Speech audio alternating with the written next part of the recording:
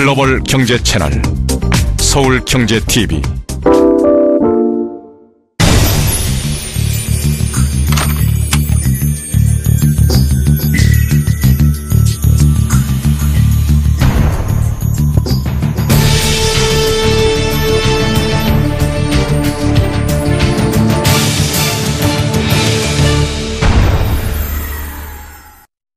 본 방송에서 제공하는 투자 정보는 투자 판단에 대한 조언입니다.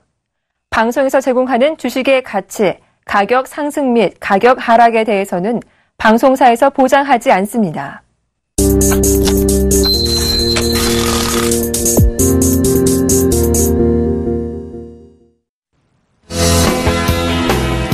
시청자 여러분 안녕하십니까? 10월 12일 월요일입니다. 여러분의 월요일을 책임지고 있는 대박플러스 시즌3 선물옵션 초보 탈출기의 양경석 멘토입니다.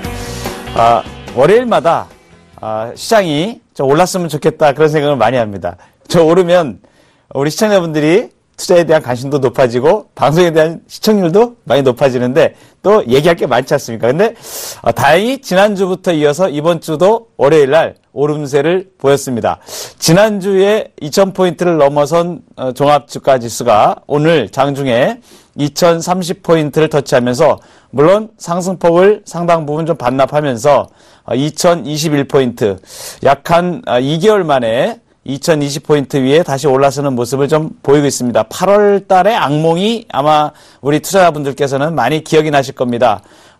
주가가 급락을 하면서 금리 인상에 대한 우려감 때문에 미국에 이러한 부분이 겹치면서 또 굉장히 우려감들이 좀 팽배했었죠. 거의 패닉 상태까지 가는 그러한 상태로 주가가 1800선, 종합지수가 1800선까지 떨어지는 상태에서 약 한 8주 정도 2개월 만에 다시 2000포인트를 회복을 해서 2020포인트에 올라섰습니다.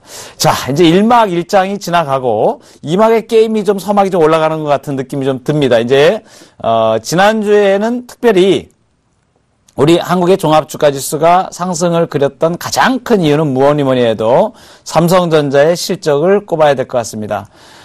물론 대형주의 낙폭 과대에 따른 인식이 좀 많이 있었는데 그중에서도 이제 미국의 특별히 이제 재료로서는 미국의 고용 지표가 안 좋게 나오면서 오히려 금리 인상이 일단 좀 뒤로 미뤄지는 듯한 그러한 인상이 많이 나왔기 때문에 시장에서 받아들이기는 금리 인상이 당분간 불확실해진다라는 어떤 그런 빌미로 미국 주가도 약 한 주간 단위로 3% 정도가 반등을 했고요. 유럽 증시도 그에 따라서 반등을 했고 특별히 이제 2주 동안 한국의 종합주가 지수가 세계 증시의 상승률보다 조금 더 올랐습니다.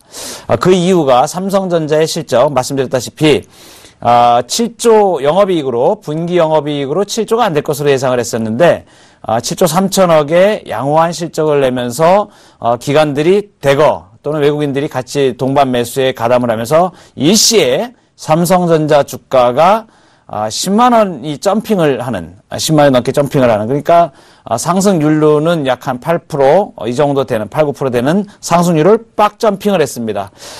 시가총액 1이다 보니까 지수에 영향력을 많이 미쳐서 1980선에 있던 종합주가 지수가 2020포인트까지 올라오는 약 한 40포인트의 역할을 일단 삼성전자가 지난주에 했고 오늘은 조금 다른 양상이 좀 벌어졌습니다. 지난주까지 이어진 상승세를 소위 최근에 글로벌 마켓의 반등과 더불어서 외국인들이 한국 시장에서 현선물 매수세를 좀 구사해왔고 특별히 지난주, 지지난주 2주 전부터는 선물 누적으로 선물 약 한 2조 5천억 금액으로 누적을 2조 5천억 정도 가져오고 있는데 그 전에 한 1조 정도가 매수가 있었었고요. 지지난주부터 2주 동안에는 약 한 1조 5천억 정도 순매수가 선물 분야에서 또 있었던 것으로 보입니다. 이러한 부분들을 외국인들이 현선물 매수 기조를 이어가면서 종합주가 지수가 하방으로 가는 것을 좀 방지하는 더욱이 또 국내 기관들도 대형주 위주로 현물 매수세를 좀 가세를 하면서 주가 종합지수가 좀 올라왔던 부분이 좀 많습니다. 이번 주는 이제 넘어야 될 그러한 복병들이 많은데 이제 결론부터 먼저 말씀을 드리자면 이번 주에 가장 큰 핵심 이슈는 뭐니 해도 미국의 3분기 실적 어닝 시즌으로 본격화 들어가면서 과연 그것에 대한 평가들을 시장이 어떻게 하고 글로벌 마켓이 어떻게 받아들이는지 그 여부가 굉장히 중요할 것 같습니다. 지금 시장에 나와 있는 미국 시장에 대한 예측을 딱 보면 분기 실적이 지금 지난주 금요일 날 알코아가 상당히 안 좋게 나왔습니다. 3분기 실적이. 물론 이제 세계 최대 알루미늄 업체죠. 근데 그 소위 말해서 시장의 영향도가 좀 작다라고 판단이 돼서 시가총액이나 이런 부분이 많이 반영을 안 시켰는데 내일 이번 주부터 이제 본격화되는 내일 같은 경우에 또 굵직한 회사들이 많이 있죠. 인텔이라든가 굉장히 그 중요한 그 미국의 주요 기업들의 3분기 실적이 이에 따라서 글로벌 마켓이 좀 출렁거릴 가능성이 높은데 전체적으로는 S&P사에서 일단 또는 투자금융회사들이 예측하는 미국의 3분기 실적에 대해서는 4~5% 정도의 손익 감소를 지금 감소하고 있다. 어닝 쇼크 쪽에 나타날 가능성도 상당히 있는 것으로 좋지는 않습니다. 지금 예상치들은 좋지는 않습니다. 우리 같은 경우에도 삼성전자가 3분기 실적이 6조 대 6조 5천억 내지는 증권사에서 예측했던 게 6조 7천억 이하 정도로 봤었는데 그것이 이제 7조 3천억 이렇게 내면서 주가가 반등을 했는데 그만큼 실적이 글로벌 마켓에서도 중요합니다. 3분기 실적이 중요한 이유는 뭐냐면 4분기까지의 장세를 예측하는데 연장성이 좀 갈 수가 있겠느냐, 효율성이 있을 수 있겠느냐, 투자 가치가 있을 수 있겠느냐 이러한 부분들을 세계 글로벌 투자자들이 판가름하기 때문에 특히나 미국은 이제 6년여 만에 3분기 실적이 지금 좀 안 좋을 것으로 예측하는 그런 분위기여서 막상 뚜껑을 열었을 때 과연 어떻게 될지 이러한 부분들은 예단하기가 좀 속단하기가 어려운 그래서 그 부분에 따라서 변동성이 제법 나타날 수 있는 그러한 점에 유의를 해야 될 것 같습니다. 특별히 이번 주는 변동성이 글로벌 마켓에 따라서 좀 바뀔 수가 있다. 그래서 지금까지 시장에서 매수 기조를 가져왔던 외국인들의 행태라든가 또 수급의 변화라든가 기관들의 대응이라든가 이런 부분들이 조금 예리하게 좀 측정이 좀 돼야 될 텐데 조금 2주 동안 올라온 폭이 좀 과합니다. 이격도 그렇고 여러 가지로 조금 약간 경계권에 지금 주가가 특히나 이제 코스피 200을 코스피 지수로 봤을 때 종합지수로 2040포인트, 2050포인트 물량대가 좀 상당히 밀집돼 있고 약간 박스권에 상당 정도에 위치하고 있습니다. 특별히 오늘 투자자별로 일단 보시면 외국인들이 오늘도 현재까지는 지난주에 이어서 현선물에서 매수 기조를 계속 이어가고 있습니다. 그러니까 코스피 1300 현물을 1300원 매수를 했죠. 그 다음에 선물을 2400원 매수했고 오늘 아주 특이한 것만 일단 간략하게 좀 짚으면 투신사의 선물 매도입니다. 선물 2300원 매도인데 이게 장중에 나타나지 않았던 물량입니다. 그래서 종가 무렵에 이번 주에 오늘 종합지수가 위로 올랐다가 밀렸는데요. 오늘 시가가 전체적으로 약간 갭상승 분위기였습니다. 선물 같은 경우에도 246.7 그러니까 지난 주말이 금요일이 없었죠. 저희가 금요일이 휴일했기 때문에 목요일 4일 동안 지난주에 영업일수가 있었는데 4일째 되는 날 지난주 목요일이 옵션 만기였습니다. 시월물 옵션 만기였는데 만기 때 옵션 만기 물량이 일시에 잘 해소되는 것을 보고 기관이나 또는 외국인 투자자들이 종가의 상승 쪽으로 그동안에 글로벌 마켓의 상승세라든가 이러한 부분을 힘입어가지고 종가를 상당히 강하게 붙여놨었습니다. 그래서 지난 주말에 20포인트가 올랐었거든요. 그 영향에서 오늘 10포인트가 더 올랐었으니까 상당히 지지난주에 이어서 굉장히 강하게 이제 좀 이따 차트를 제가 보여드리면서 좀 말씀을 드리겠지만 좀 부담을 느낄 만한 수준에 왔는데 오늘 고점을 장중에 선물 기준으로 248.50을 찍고 밀렸죠. 근데 대밀림 폭이 장중에 약 한 0.9% 정도를 위해서 물량을 받는 형태가 나왔거든요. 조금 불안한 모습을 보였습니다. 그러다 보니까 글로벌 마켓의 실적이라든가 이런 부분에 약간 불안감을 느낀 투자자들이 있을 수 있고요. 기관 투자자들도 그렇고. 그러다 보니까 투신에서 일단 경계성 매물이 출회된 걸 일단은 보입니다. 현물 매수를 동반하지 않았기 때문에 프로그램 매수를 볼 수도 없고요. 순수한 매도가 투심권에서 등장을 했다는 점하고, 그 다음에 국내 기관들 중에서 1800선의 주가가 패닉 상태로 빠졌을 때 과감하게 매수에 임했던 연기금, 그 다음에 그 연기금이 지수가 1900포인트로 올라설 때에 1930포인트대에서도 또 강력한 매수를 구사했던 연기금. 그러니까 지금까지 종합지수가 1800포인트에서 2000포인트 넘어오기까지 약 2달, 9월, 10월 동안에 가장 큰 역할을 했던 세력은 초반에는 연기금이었고요. 그 이후에 현물로서는 외국인들이 그렇게 많이 가담을 하지 않았습니다. 단지 선물로 1조 5천억 정도의 매수를 가담해서 2조 정도 순매수로 규모로 따지면 그랬기 때문에 실제로는 국내 기관 중에 연기금이 가장 큰 역할을 했는데 그 연기금이 오늘부터 경계성 매물이 약간, 많이는 아닙니다. 현 선물이 약 300억, 300억 규모니까 한 600억 정도에서 약간 경계하는 마인드의 느낌이 좀 있다. 이러한 부분을 말씀을 드리고 오늘 강력한 매도를 구사했던 선물에서 외국인과 아주 대별되죠. 그죠? 외국인과 아주 대별됩니다. 그러니까 국내 기관들은 현물을 850억을 샀는데 선물을 3,300억을 매도를 했습니까?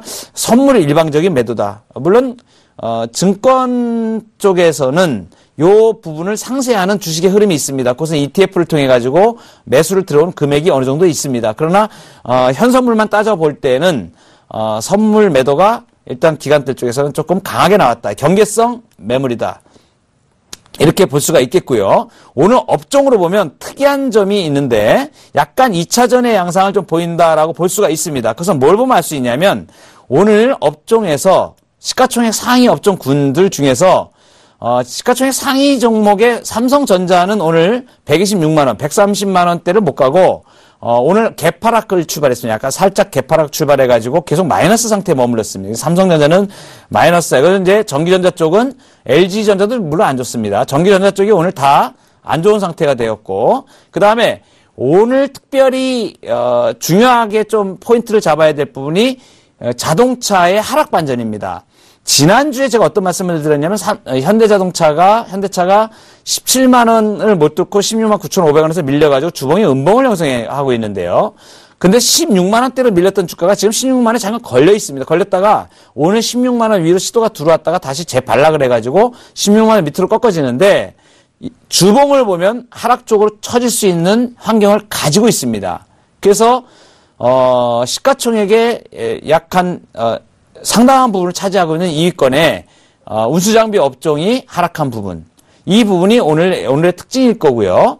역시 마찬가지로 LG와 같은 경우도 선발대로 올랐던 것들이 주춤한 모습들을 좀 보이고 있다. 이제 경계성이 좀 들어온다 이 얘기입니다. 쉽게 말씀드리면. 자, 그런데 대형주 중에서 많이 처져 있던 애들이 있어요. 많이 처져 있던 애들. 아직까지 주가들이 많이 몰랐던 이선에 있던 주식들이 오늘은 걔네들이 좀 많이 움직였다. 자, 대표적으로 업종으로 보면 조선, 건설, 은행, 증권입니다. 현대중공업 같은 경우 5% 나면서 이제 10만 원대 위로 살짝 올랐었고, 약간 이제 11만 원대가 물량대가 좀 될 겁니다. 그 다음에 이제 신한지주도 4만 4천 원대는 물량대가 되죠. 그죠? 자, 그러니까 은행, 조선, 은행, 그 다음에 여기 보시면 이제 건설 같은 경우도 업종으로 봤을 때 오늘 상당히 강한 모습을 보였는데, 건설 업종이, 현대건설이 6.6%가 오늘 상승을 했습니다. 삼성엔지니어도 6.2%, 낙폭이 굉장히 가대했던, 절대 주가가 많이 떨어졌다. 이런 측면에서의 베어마켓 랠리를 통한, 현재까지는 반등 베어마켓 랠리로 봐야 되는데, 베어마켓 랠리의 마지막 판에 나타나는 현상, 소위 이선에 있는 주식들이 따라붙는 현상, 이런 현상들이 순환 상승 사이클이 좀 나왔다. 이런 부분을 볼 수 있고, 증권주 같은 경우도 역시 마찬가지입니다.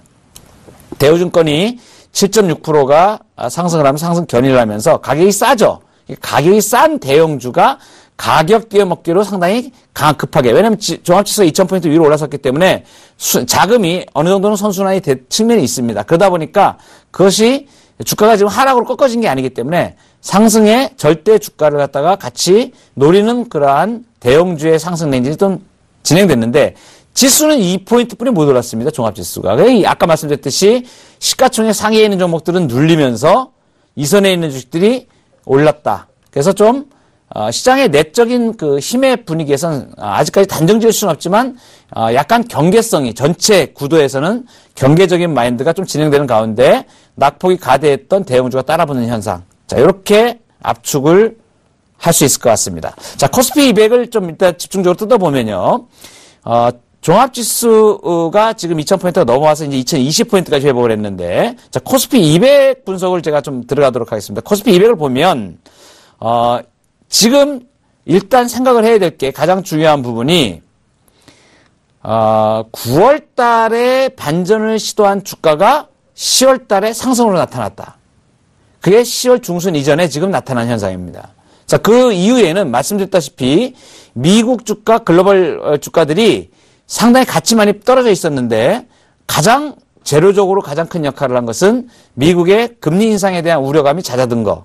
그리고 또 한 가지는 실적인데 실적에서 대형주 중에 시가총액 1위를 차지하는 삼성전자 실적이 예상과는 완전히 반대로 견작해 나와버리는 상황. 그래서 급하게 올리는 이러한 형태가 나타났는데 크게 보면 지금 2달입니다. 2달. 2달이면 8주 동안에 6주가 양봉이 나왔습니다. 6주가 양봉이 나왔고 2주만 음봉 형태로 나왔어. 캔들 자체가.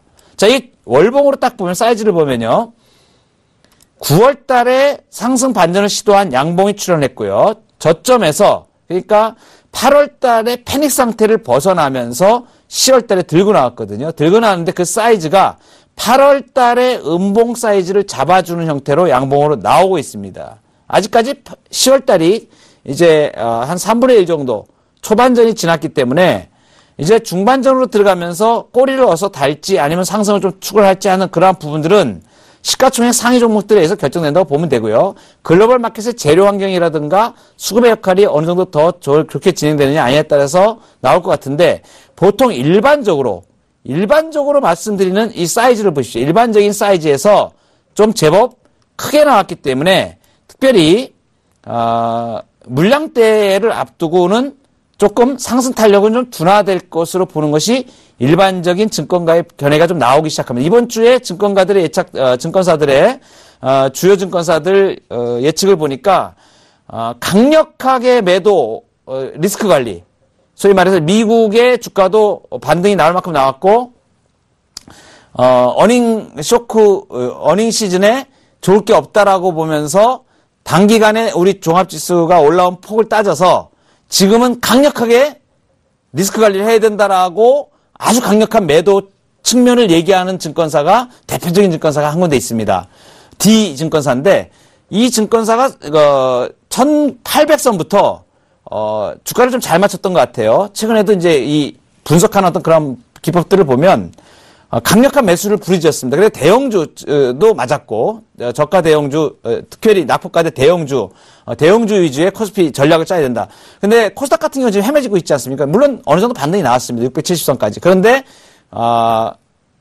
가장 중요한 부분은 그러한 부분에서 대형주의 강세를 예측했던 그 증권사에서는 지금은 이제 널널하게 이제는 이제 리스크 대응 관리를 해야 된다라는 쪽으로 하는 반면에 증권사들이 좀 많이 엇갈립니다. 엇갈려서 보통 10월이 되기 전에 9월 달에 장이 좀 안 좋았을 때 10월 달에 증권사들 코스피 예측치가 1910포인트에서 2020포인트 정도 잡아놓고 있었습니다.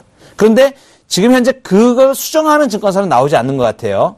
그러니까 2000포인트가 상회했을 때 그때 만약에 가게 되면 2020포인트부터 2040포인트대에 상당한 물량대가 있기 때문에 그 정도에서는 좀 경계성을 좀 가져야 된다라는 그런 10월 달에 증권사별로 코스피 예측치가 있었습니다. 그런데 그 주가가 왔죠. 고점 부근에 지금 온 상황입니다. 뭐 여기서 이제 주가가 더 치고 나갈지 또는 아마 반락을 하게 될지 그것은 여타 환경에 따라서 달라지겠지만 어쨌든 간에 월봉상의 사이즈로 봤을 때 특히 5월 이동평균선에 굉장히 좀 주의를 좀 기울여야 된다.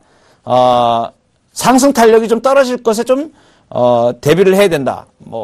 다시 반락을 하게 돼서 하락으로 가게 될 여파는 어느 정도 있는지 모르겠습니다. 저 개인적으로는, 단기간에 지금 올라온 이격이 좀 세다고 저는 판단하고 있습니다. 그래서 좀 경계를 해야 된다. 그리고 조정을 받게 되면 21선까지의 조정도 염두에 둬야 된다고 지금 보고 있는 입장입니다. 그것을 주봉으로 보면요. 제가 왜 이런 말씀을 드리냐면, 주봉의 볼린저 밴드상의 이 사이즈는 지금 이 큰 파동의 하락에서 약 한 6개월 5개월 정도의 그 하락을 거쳐서, 주가가 볼린저 밴드의 바깥에서 주봉상에 바깥쪽 안쪽 이탈이 나왔는데 제가 주가가 이제 반등이 나오면 보통 나오는 그 정도가 어디까지냐면 20주 이동평균의 중심 라인 정도입니다. 근데 여기 지금 여기 보시면 아주 중요한 선들이 좀 지나가고 있어요. 그래서 이제 60주 이동평균하고 120주 이동평균을 앞두고 있는데 이 스타캐스틱의 사이즈로 봤을 때는 상승 견인을 조금 더 할 수 있는 그러한 여력은 약간은 남아있다고 볼 수도 있습니다. 물론 이제 고점이 정확하게 어디냐라고 볼 수는 없겠지만 조금 경계의 마인드를 좀 가져야 될 필요가 있다라고 좀 느껴지고요. 일봉으로 보면 이것이 이제 제일 중요한 부분인데 일봉상의 차트가 지금 상승 추세를 쭉 가져왔습니다. 가져와서 지금 단기간에 좀 상당히 좀 컸죠. 단기간에 올라온 폭이 좀 큽니다. 그래서 추세적인 상승을 이제 보인 겁니다, 이번에. 그래서 이제 1차 상승이 있었고, 60일 이동평균에서 조정을 받다가 20일에서 다시 들고 나와가지고, 지금은 이제 60일 이동평균선이 뚫렸기 때문에 의미가 없어져 버리죠, 그죠? 그 다음에 이제 걸리는 라인이 120일 이동평균인데, 이 120일 이동평균이 종합지수와 맞물려서 물량을 조금 받을 수 있는 위치대에 있습니다. 물론 주가는 대형주 같은 경우는 어떤 중요한 기술적 분석의 라인들에서는 항상 반응을 하는 그러한 모습을 좀 보인다라는 측면에서 일단은 121선을 놓고 지금 현재 보시면 이격이 조금 상당히 좀 과합니다. 20일 이동 평균이 코스피 200으로 237인데 그게 숨 돌린 뜻 없이 바로 지금 치고 올랐기 때문에 물량 소화 시간이 좀 없어서 120일 이동 평균까지 그냥 온 상황. 그래서 코스피 200으로 250을 앞두고는 경계의 만들이 서서히 나올 것으로 보고 일단 조금 단기간에 오른폭을 좀 의식을 좀 하면서 약간 조심스럽게 운영을 해야 되는 게 좀 필요하지 않나, 그런 지혜가 필요하지 않나 이렇게 생각이 되고요. 만약에 이제 주봉상으로 이번 주에 주봉상으로 상승이 좀 더 이어지게 될 경우에는 하나, 둘, 세 개째, 3봉째 양봉이 들어가게 됩니다. 이 사이즈를 보시면은 보통 주가가 상승을 할 때 이러한 추세를 따라서 상승을 합니다. 보통 이런 추세를 따라서 상승을 하는데 어바웃으로 봤을 때 위쪽으로 남아있는 부분은 그렇게 단기적으로 좀 많이 남아있는 것 같지는 않습니다만 조정을 받게 되면 20주 이동평균을 하회하는 21선까지 좀 올라오고 있기 때문에 21선이 조정을 예상할 수 있겠고요. 10주 이동평균이 이제 약간 수평구면으로 들어가죠. 이격이 좀 과합니다. 보통 이런 경우에 이 앞에 예를 보면 주봉상의 베어마켓 랠리로 반전을 시켜놓은 다음에는 물량 소화 과정을 좀 갖는 경우가 많은데 이번 같은 경우는 주가가 좀 강하게 올라올 수 있었던 이유가 이 낙폭이 워낙 컸었거든요. 이 앞에 함몰된 주가가 굉장히 컸었기 때문에 그 부분만큼까지 V자 계곡을 해소하는 시간은 좀 빨리 나왔다라고 보여집니다. 그래서 주가가 강한 형태로 좀 나왔는데 상당히 60주 이동평균을 앞에 놓고 특별히 121선을 앞에 놓고는 경계의 마인드를 좀 가져야 될 필요성이 있다. 그래서 너무 급하게 쏟지 마시고 이번 주에 특히 오늘도 전강 후약 형태가 나타났거든요. 이번 주 자체가 전강 후약 형태로 가면 주봉 자체가 음봉으로 끼우러 갈 수도 있습니다. 그것은 글로벌 마켓 잘 봐야 됩니다. 그래서 주봉이 양봉으로 하나 추가될 경우에는 약간의 상승폭을 좀 남겨놓을 수 있지만 음봉으로 끼우러 주 후반으로 가면서 반납을 하게 될 경우에는 240선 코스피로 21선까지의 조정도 염두에 둬야 되기 때문에 어느 한편으로 생각하지 말고 양자의 균형을 좀 맞춰서 시장의 전개됨에 따라서 대응을 하시는 것이 좀 낫겠다. 특별히 대형주를 대응하는 그런 부분에 있어서는 자동차와 그 삼성전자에 대한 부분은 탄력이 떨어질 것으로 보이고요. 아직 꺾인 건 아니기 때문에 탄력이 좀 떨어질 거로 보이는데 자동차에 대해서는 꺾이는 조짐이 나타나고 있다. 주봉상으로 두 번째 캔들이 음봉으로 들어갈 가능성이 높아지고 있거든요. 이런 부분 잘 보셔야 되고요. 반대해서 증권이라든가 아직 이선에 있던 주식은 못 올라온 것들 이제 점점 가격대가 낮아지겠죠. 그죠? 그래서 이제 조선건설, 증권 이런 것들이 상승을 시도를 했는데 이번 주에 이런 것들이 조금 더 이어갈지 내지는 그 다음 3선에 있는 저가 대형주가 한번 몸부림을 할지 하는 그러한 부분들에 조금 약간 발빠른 대응 정도 대형주에서는 그래서 이익을 조금 추구하는 정도이지 롱으로 가면서 하기에는 아직 시장의 불투명성이 너무나 많고 글로벌 환경을 적응할 부분들이 좀 많다. 이러한 측면을 말씀을 드리겠습니다. 그래서 선물을 보면요. 선물 12월물이 지금 오늘 투신권에서 2천 몇백억의 그 매도가 나왔죠. 상당히 좀 센 2,500억 건의 매도가 나왔는데 오늘 선물을 보면 좀 특이한 점이 있습니다. 특이한 점은 어떤 점이냐면 베이시스가 좀 많이 호전을 시켜놨습니다. 실제로 이제 베이시스가 많이 안 좋았었는데 물론 이것은 외국인들의 선물 운영 전략의 일환이라고 좀 볼 수도 있습니다. 한 방에 베이시스가 악화될 수도 있습니다. 이것은 우리 시장이 가진 약간의 취약점인데 지금 이번 주에 글로벌 마켓이 그 환경이 아직 나오지 않았는데 우리 대형주들의 그 이선에 있는 주식들의 등장에 힘입어가지고 소위 말해서 오늘 움직임 보면 외국인들이 선물 2천억을 매수를 했는데 그게 전부 다 프로그램입니다. 그 선물 2천억이 현물 1,300억, 외국인들의 현물 1,300억, 그 다음에, 기관들의 현물 매수세 900억 정도를 매수를 유발한 것이 거기에 전부 다 프로그램에 의한 겁니다. 프로그램 차익 비차익이 있는데 그 중에서 차익이 한 5, 600억 정도 되고 비차익이 한 1,000몇백 정도 이 정도 나옵니다. 물론 지난주 금요일 날은 일시적으로 베이시스가 좀 안 좋았을 때는 프로그램 매도가 2천억이 비차익에서 나왔던 상황도 있습니다. 그러니까 기관들이 지금 상당히 긴장을 하고 있다는 점을 아셔야 됩니다. 텐션 기간입니다. 왜냐하면 주가가 여기서 고점을 형성하고 다시 재반락할 수도 있는, 조정으로 들어갈 수 있는 그런 상황도 될 수도 있고, 또는 글로벌 환경에 따라서 조금 더 상승을 더 가져갈 수 있는 환경이 될 수도 있기 때문에 기관들도 굉장히 예민하게 지금 주가를 대응하고 있는 것 같고, 반드시 현물 매수가 있으면 그 이상의 선물 매도를 병행을 합니다. 그런 점에서 외국인들 일방적으로 현선물에 매수가 있다 그래서 그것을 주가가 올라갈 것이다 이렇게 본다면 약간 놓치는 부분들이 많이 있을 수 있지 않을까. 특별히 오늘 그 247.15인데 248.50까지 갔다가 밀렸고요. 미결 약정은 별 변동이 없고 강력한 매수, 강력한 매도도 없는 상태에서 서로 체인징만 하고 있다. 이렇게 보여져서 아직까지 12월물은 특별한 징후는 없는데 외국인들의 누적 매수가 2조 5천억 넘게 들어오면서 2조 한 7천억 정도 들어오는 것 같은데 조금 추가적인 매수의 여력은 조금 둔화될 수 있는 그런 정도의 여건에 좀 와 있다. 이렇게 보이고요.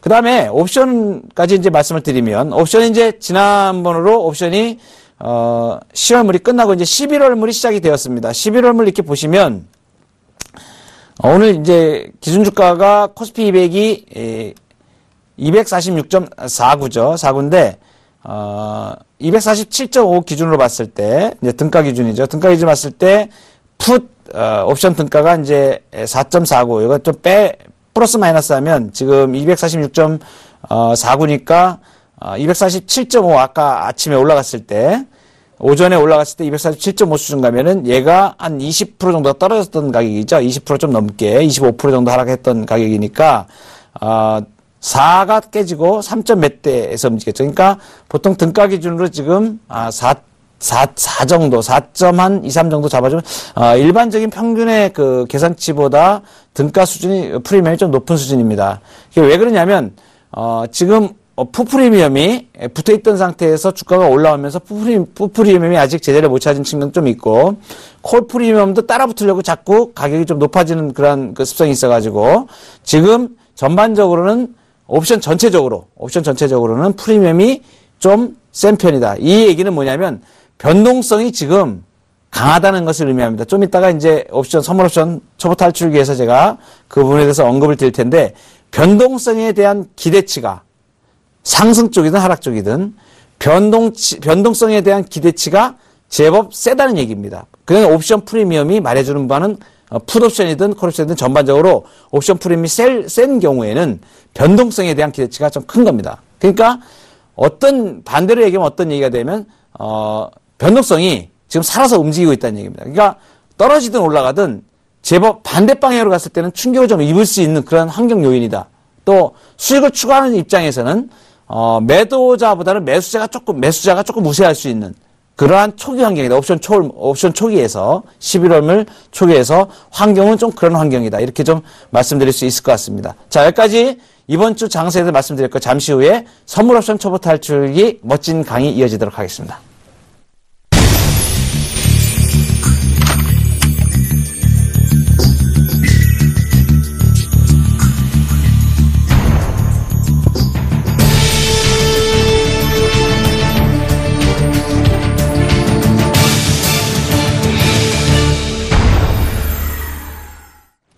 자, 지난주까지 몇 차례에 걸쳐서 한 4, 5회에 걸쳐서 리스크에 대한 부분을 말씀을 드렸습니다. 리스크 관리, 측정과 관리. 그래서 특별히 바에 대해서 말씀을 드렸고 그러한 부분들을 어떻게 적용하는지 시장에 대해서 그 다음에 그 리스크를 관리하는 방법론까지 말씀을 드렸습니다. 자, 오늘은 아주 이제 재밌는 부분으로 좀 들어가기 시작하는데요. 파생상품의 실제적인 적용. 그래서 파생상품을 어떻게 구체적으로 내가 운영을 하는지 하는 부분에 대해서 이제 재미있는 부분들을 활용하는 부분들을 말씀을 드리도록 하겠습니다. 자, 파생상품의 활용인데요. 자, 이제 이런 공부만 해가지고 되는 게 아니죠. 그죠? 활용을 해야 될 거 아닙니까? 활용을. 그죠? 활용을 잘 해야 됩니다. 활용을 잘하면 엄청난 수익으로 갈 수가 있고, 활용을 잘못하면 데미지를 입을 수 있겠죠. 자, 그러면 파생상품을 활용하는 세 가지 방법이 있는데, 세 가지 방법 중에 첫째는 해지 거래가 있고요. 그 다음에 둘째는 전에 한번 간략하게 짚고 넘어갔던 부분이 있습니다. 투기 거래가 있고, 세 번째는 차익 거래가 있다. 자, 보통 일반적으로 자금 운용 규모가 적은 경우에 선물을 운영하시는 분들이 개인들이 많이 하는 경우가 투기적 거래입니다. 투기 거래입니다. 왜냐하면 뭐 해지하고 말 것도 없고 뭐 금액도 크지 않아서 그냥 뭐 시장의 방향성에 따라서 상승하면 선물 매수, 그죠? 그다음에 하락하면 선물 매도 해가지고 방향성만 추구하면서 수익을 올리고자 하는 거래가 투기 거래라고 말씀드렸습니다. 이것이 보통 일반적인 개인 투자자들이 많이 한 7, 80%가 됩니다. 이 정도가 개인 투자자들이 사용하는 방법이고요. 자, 이제 조금 규모가 조금 커서 주식을 운영하거나 주식 자산을 운영하거나 그 다음에 주식에 본가는 지수에 관련해서도 ETF, 그죠? 주식과 관련된 주식처럼 할 수 있는 지수 투자에 대한 ETF도 주식의 개념하고 거의 비슷합니다. 이러한 부분을 봤을 때 이거 변동성이 현재 선물에 5분의 1 미만이죠. 5분의 1 정도뿐이 안 되죠. 그죠? 5분의 1, 4분의 1 미만 정도, 그 정도 됩니다. 그래서, ETF나 주식 거래를 하면서 웬만큼 좀, 자금이 좀 되시는 분들이 이걸 하면서, 해지를 쓸 수 있는 것이 이제, 해지 거래가 되겠습니다.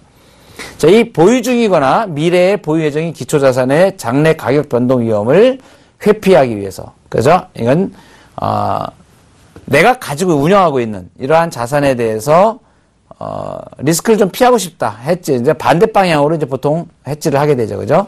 자, 그래서 이제 해지 거래가 있습니다.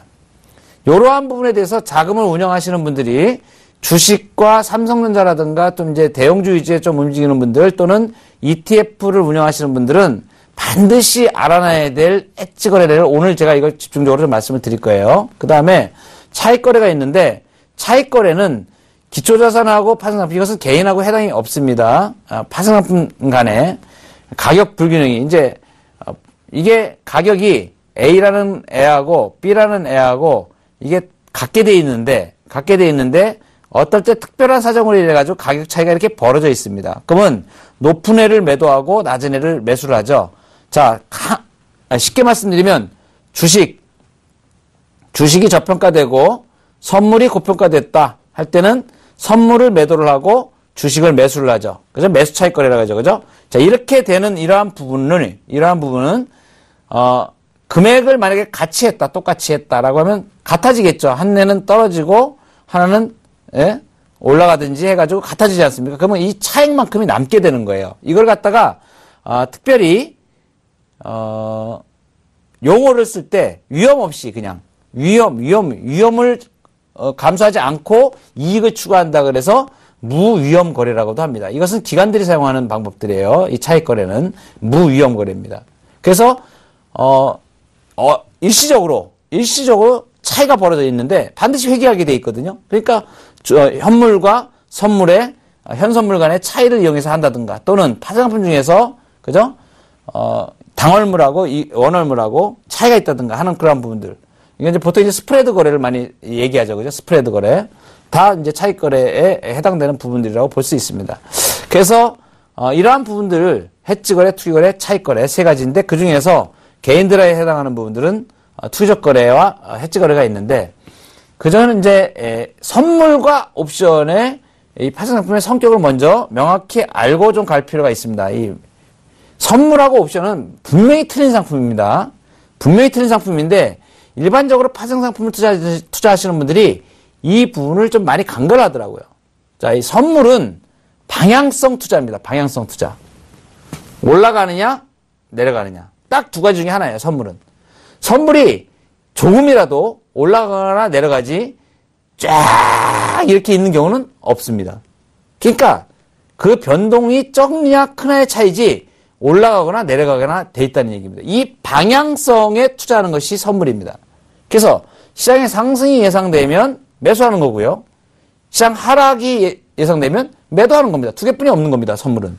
매수하든지 매도하든지. 그래서 선물은 방향성 투자. 당연히 방향이 반대로 가면 어떻게 됩니까? 시장 상승으로 가는데 내가 매도를 했다 그러면 손실을 보는 거고요. 시장이 하락으로 가는데 내가 매수를 했다 그래도 손실을 보게 되는 거죠. 그러니까 가는 방향 쪽에서 이익을 추구를 하는 형태로 보통 운영이 됩니다. 자, 그런데 옵션은 어떤 투자가 되냐면 옵션은 변동성 투자입니다. 아까 제가 말씀을 드렸죠. 변동성. 자, 이게 원칙을 딱 정해야 될 게 옵션은 변동성이 크냐 작냐에 따라. 변동성이 크다? 그러면 옵션 프리미엄이 자 일단 방향 생각하지 마세요. 방향 생각하지 말고 올라가든지 내려가든지 변동이 크다라고 하면 옵션 프리미엄은 무조건 올라가는 겁니다. 옵션 프리미엄이 센 겁니다. 그죠? 변동성. 옵션 프리미엄이 센 겁니다. 변동성이 작다. 변동성이 작다 그러면 옵션 프리미엄이 줄어드는 겁니다. 프리미엄이. 그러니까 변동성이 큰 시기에 투자는 뭐가 유리하냐면 옵션 프리미엄이 막 급하게 올라가고 막 이러니까 매수자들이 상당히 재미를 많이 봐요. 변동성이 큰 상태에서는. 그러니까 변동성이 작은 상태에서는 웬만하면 잘 움직이지 않아. 웬만해서는 프리미엄 올라가지 않아. 근데 옵션은 시간 가치가 정해져 있는 한 달 시한부 상품이기 때문에 시간이 지나면 지날수록 지난번에 옵션에 민감해서 공부했다시피 세타라 그러죠. 변동성이 작으면 시간 가치로 인해서 시간이 지남에 따라서 프리미엄이 줄어드는 이걸 감당을 못해요. 이게 조금 올랐는데 주가는 올랐는데 변동이 작다 보니까 콜옵션 프리미엄이 올라가질 않고 오히려 떨어져. 내가 산 가격에서 오히려 손실을 봐. 이것이 뭐냐 하면 옵션의 변동성이 적기 때문에 나타나는 현상입니다. 그러니까 적을 때는 뭐냐? 매도자들이 유리해요. 매도자들이. 왜? 딱 이렇게 뭐 콜이든 푸시든 같이 뭐 양쪽을 매도를 하든 방향 매도를 하든 어떻게 매도를 딱 해놓으면 변동이 잘 안 일어나기 때문에 시간 가치가 자꾸 감소하거든. 시간이 지나면. 그래서 이러한 부분이 굉장히 중요하다. 그래서 변동성이다. 일단 옵션은 무조건 옵션은 일단 첫 번째 생각해야 될 게 무조건 변동성을 생각해야 된다. 변동성 투자다. 자, 시장의 방향성에도 영향을 받지만 변동성이 높거나 낮음의 의존도가 높다. 변동성이 높으면 옵션 가격이 상승한다. 변동성이 낮으면 옵션 가격이 하락한다. 자, 그러면 이러한 선물과 옵션을 어떻게 이제 해지를 하는지 해지 거래의 예를 두 가지를 말씀을 드릴 텐데, 자, 첫 번째 이제 코덱스 200. 소위 말해서 ETF를 매수한 겁니다. 25,000원에 5,000주를 매수를 했어요. 25,000원에 5,000주 매입. 자, 금액으로 계산하면 525, 525. 1억 2,500, 5, 20, 5, 25. 1억 2,500만원이 되죠. 그죠? 자, 1억 2,500만 원을 배팅을 해서 올랐습니다. 올랐어요. 올라가지고 26,000원이 됐어요. 어우, 수익이 났죠. 그죠? 수익이 났습니다. 자, 25,000원에 샀는데 26,000원이 됐으니까 가격이 오른 거죠. 여기가 5,000 주니까 1,000원. 그죠? 1,000원. 여기다 1,000원 곱하면 500만 원 이익을 본 거 아닙니까? 500만 원. 근데 오르긴 올랐는데 조만간 가격이 하락할 것 같아. 떨어질 것 같아. 그럼 여러분 일반적으로 어떻게 생각합니까? 팔면 되지 뭐, 그죠? 팔면 되잖아요. 일반적으로는. 근데 그렇지 못할 이유가 있을 경우가 있습니다. 그것 때문에 제가 이거 말씀드리는 거예요. 자, 이건 그냥 놔두고 싶은 거야, 이거는. 코덱스 200을 그냥 놔두는데 많이 빠질 것 같지도 않고 조금 조정이 떨어질 것 같은데 그걸 내가 감당을 잘 못할 것 같아, 마음이. 뭐 그런 경우가 있을 수도 있고요. 어쨌든 간에 가격이 하락할 것이 예상이 되는 거야. 예상이 돼요. 그래서 어떻게 하느냐. 이랬을 경우에 코스피 200 지수선물, 이거 기준이 250으로 기준합시다, 일단. 그러면 이 금액이 1억 2,500만 원에 한 계약. 한 계약, 선물 한 계약에 곱하기 50, 거래 승수 50만 원 급해주면, 그죠? 250 곱하기 50만 원. 이게 금액이 약 1억 2,500만 원. 그러면 이랬을 때 이제 이걸 매도를 해놓는 거야. 얘는 매수를 해놓고 이익이 나고 있는데 이 이익을 딱 픽스 시켜놓고 싶다는 얘기죠. 손실을 안 보고 싶다는 얘기야. 주가가 떨어질 것 같은데 선물 한 계약을 딱 매도를 해놓으면 그러면 떨어지고 올라가든 간에 내 수익은 그대로 유지가 되게 됩니다. 자, 그러면 이렇게 되는 거죠. 코스피 200을 기초자산은 두 상품이잖아요. 기초자산이 코스피 200이기 때문에 코스피 200에 따라서 하나는 올라가고 하나는 수익이 나고 하나는 손실을 볼 거 아닙니까? 더 올라가든지 코덱스 200이 더 올라가든지 아니면 떨어져서 선물 하나 매도했으니까 선물에서 수익이 나든지 얘가 손실을 보고 선물에서 수익이 나든지 이런 식으로 되는데 일단 완벽하게 금액으로 해지를 해놓으니까 이 상승했던 25,000원에 사는데 26,000원에 사는 이 1,000원은 무조건 수익을 확보를 하고 들어가야 됩니다. 그래서 손익을 고정시키고 싶을 때 이렇게 해지를 씁니다. 어떤 사람들이 많이 쓰느냐. 많은 주식을 보유하고 있는데 주식을 전체 금액이 얼마면 된다 이거 예를 들면 주식을. 근데 코스피 200하고 연관이 많은 주식들이야. 대형주, 삼성전자 뭐 이런 것들 이렇게 있단 말이야.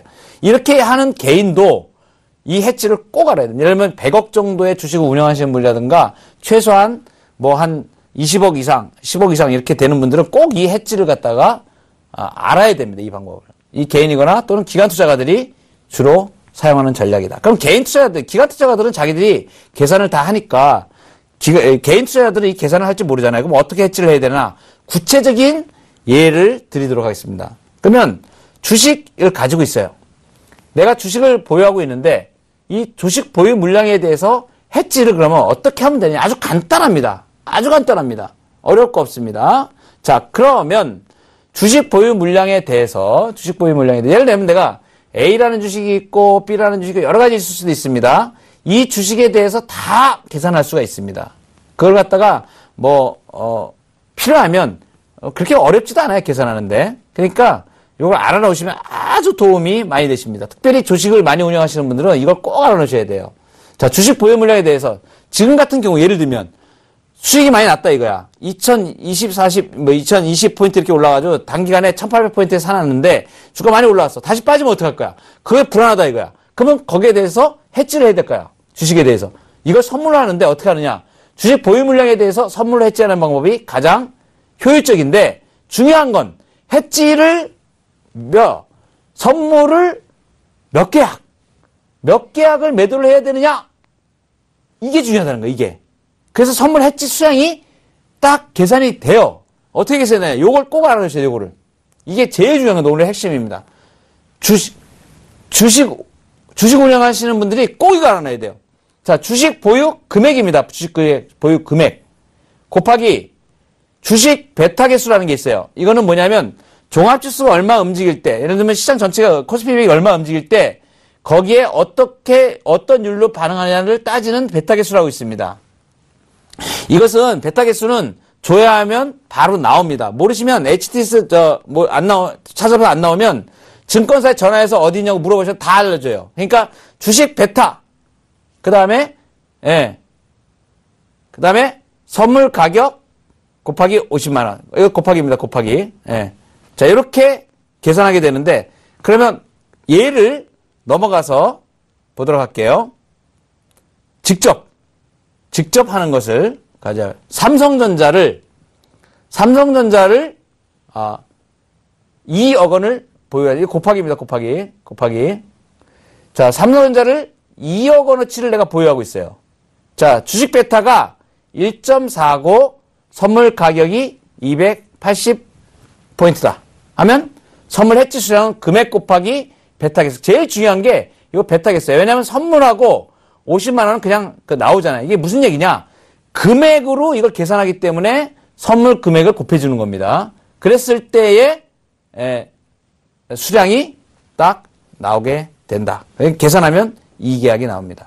자, 그래서 이러한 부분을 명확히 아시고 앞으로 주식을 운영하시는 분들이 해지를 반드시 주식에 대한 해지도 알아놓으시면 선물로 계약수로 정확하게 내가 몇 계약을 매도를 해야 되는지, 내가 주식을 왜 주식을 가지고 해지를 합니까? 주식 팔면 되지 이렇게 말씀하시는 분 있어요. 좀 우매한 질문입니다. 주식은 한 번 매매할 때 비용이 발생을 합니다. 거래를 할 때 거래 비용이 발생하는데 그 거래 비용이 선물은 주식에 비교할 수 없을 정도로 거래 비용이 적습니다.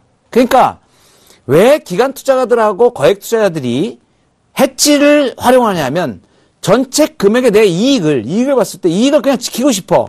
그런데 뭐 단기간에 단타로 매매를 하고 싶지 않단 말이에요. 예를 들면 한 50포인트가 빠지든지 뭐 50포인트 정도 하락한다 그러면은 지금 종합지수 수익률로 한 뭐 2% 정도 될 텐데 한 2% 정도 빠지는 걸 내가 감수했다. 그다음에 다시 또 올라오게 되면 뭐 다시 원위치 되거나 이래 버리면 거기에 들어가는 내가 한번 팔았다가 샀다 하는 거래 비용이 상당히 발생을 하게 됩니다. 주식은 거래 비용이 상당히 셉니다. 그러다 보니까 선물은 그거에 비하면 뭐 거의 뭐 비용이 발생 안 한다고 볼 수 있거든요. 그러니까 기관 투자가들이나 거액 투자가들이 선물을 가지고 해지를 하는 겁니다. 근데 어떤 분들 이런 분들이 있어요. 선물에 대한 해지를 옵션으로 하는 경우가 있습니다. 선물 이제 이러한 부분들은 이제 앞으로 제가 약간 이제 중국 과정으로 들어가면서 선물 옵션 파생 상품의 소위 말해서 합성 포지션을 구성하는 방법들이 있습니다. 합성 포지션하는 방법이 있는데 그 부분들은 해지라기보다는 투자 전략의 일환이지 옵션이 선물의 해지로 될 수는 없습니다. 왜냐하면 선물과 옵션이 기간이 다르고 선물은 롤업을 통해서도 계속 이어질 수 있지만 옵션은 시한부 상품이기 때문에 해지라는 개념보다는 단기 투자, 단기 전략에 대한 부분으로 이해를 해야 될 겁니다. 자, 정상적인 해지의 개념은 현물에 대한 선물의 해지, 그 방법, 특히 오늘 주식을 좀 규모 있게 운영하시는 분들이 꼭 필요한 해지 거래에 대해서 말씀드렸습니다. 월요일입니다. 그동안에 주가가 좀 많이 올라와서 그나마 피곤했던 우리 투자자분들이 힘을 좀 얻으셨으리라고 생각이 됩니다. 그렇지만 긴장을 놓쳐서는 안 됩니다. 이번 주에 변동의 포인트 잘 잡으셔서 성공 투자를 꼭 이루시길 바라겠습니다. 자, 월요일 대박 플러스 시즌3 선물시험 초보 탈출기의 양영석 멘트였습니다. 고맙습니다.